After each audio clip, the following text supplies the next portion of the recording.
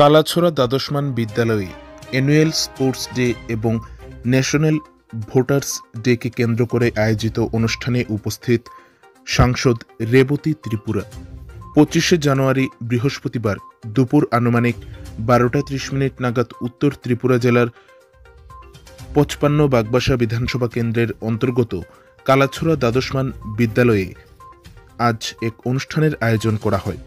এই অনুষ্ঠানটি মূলত স্কুলের অ্যানুয়াল স্পোর্টস ডে এবং ন্যাশনাল ভোটার্স ডেকে কেন্দ্র করে এই অনুষ্ঠানটি অনুষ্ঠিত হয়, যেখানে এই অনুষ্ঠানে উপস্থিত ছিলেন সাংসদ রেবতী ত্রিপুরা।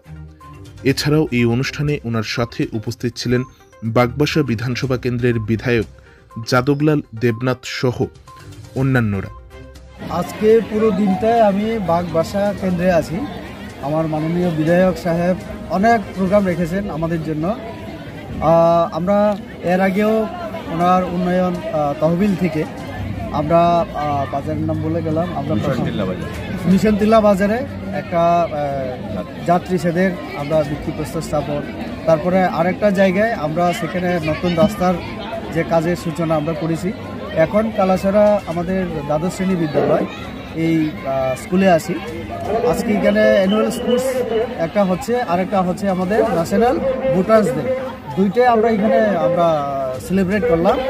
আমাদের মাননীয় প্রিন্সিপাল আছেন এখানে, উত্তম বিশ্বাস মহোদয়। তো সুন্দরভাবে আয়োজন করা হয়েছে। বাচ্চাদের উৎসাহ, যে উদ্দীপনা, আমরা অবাক হয়ে গেলাম দেখে। এবং এই বিদ্যালয় মানে বিগত কয়েক বছরে যেভাবে বিভিন্ন ক্ষেত্রে সুনাম অর্জন করেছে, বোর্ডের রেজাল্টে হোক, স্ট্যান্ড করা, এখান থেকে মেয়েরা ন্যাশনাল লেভেলে বিভিন্ন ইভেন্টে খেলতে যাওয়া, ক্রিকেট হোক, জিমন্যাস্টিক হোক, তারপরে সায়েন্স যে ফেয়ার হয় জেলা বিভিন্ন ইয়েতে যেভাবে সুনাম অর্জন করছে, পুরস্কার তারা জিতছে, এটা সত্যিই অভাবনীয়। এবং পিএমসি আমাদের যে ইউজরাই এই স্কুলটা ভালো ফান্ড পাচ্ছে, নতুন বিল্ডিং কনস্ট্রাকশন হচ্ছে। কিছু সমস্যা আছে, এটা আমাদের নজরে উনি এনেছেন আমাদের প্রিন্সিপাল মহোদয়। এবং মাঠের সংস্কারের জন্য যেটা দাবি, আমাদের মাননীয় বিধায়ক সাহেব তাৎক্ষণিক ব্যবস্থা করে দিলেন, এটাও হয়ে যাচ্ছে। আর মিড ডে মিলের কিছু সমস্যা এরকম, সেটাও আমরা দেখে নিয়েছি। তো এই বিদ্যালয়ে শ্রীবৃদ্ধি আগামী দিনে আরও যাতে হয় সেই কামনা আমরা করছি। ভালো প্রশ্ন। আজকে পুরো ভারতবর্ষে আমরা এই ডেটা পালন করছি, ভোটার্স ডে। কারণ যারা নতুন ভোটার লিস্টে তালিকায় অন্তর্ভুক্ত হয়, এটা তাদের জন্য খুবই গুরুত্বপূর্ণ। কারণ ভারত একটা গণতান্ত্রিক দেশ। আমরা জানি এখানে জনগণ ভোটাধিকার প্রয়োগ করে এবং সরকার গঠনে একটা ভূমিকা পালন করে। সরকার জনগণের প্রতি দায়বদ্ধশীল থাকে।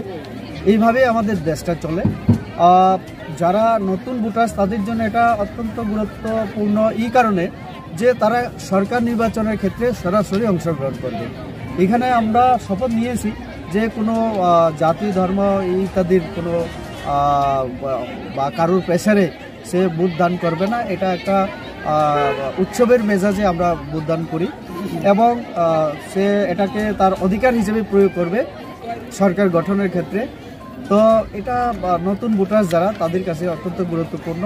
কারণ তাদের ধারায় আগামী দিনে আমরা যারা জনপ্রতিনিধি হই, এই এলাকার জন্য, রাজ্যের জন্য, দেশের জন্য আমাদের যে কাজ করা, আমাদের যে কর্তব্য, এরকম ভালো মানুষকে প্রতিনিধিত্ব নির্বাচন করা, এটা তাদের হাতে, জনগণের হাতে থাকে। তো কাজে এই জন্য এই জিনিসটা আরও বেশি করে বোঝানো, মানুষের কাছে নিয়ে যাওয়া, সচেতনতা বৃদ্ধি করা যে ভোটাধিকার যেটা, এটা কি এবং কেন দরকার আমার ভোট প্রদান করা।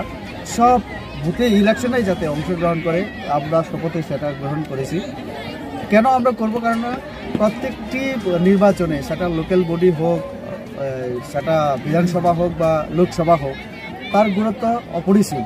কারণ আমার পঞ্চায়েতের যিনি প্রধান হবেন, ভালো লোককে নির্বাচন করা এবং আমার বিধায়ক যেভাবে অ্যাক্টিভ, যেভাবে আমাদের প্রধানরা অ্যাক্টিভ, এটাকে আরও অ্যাক্টিভ করার জন্য।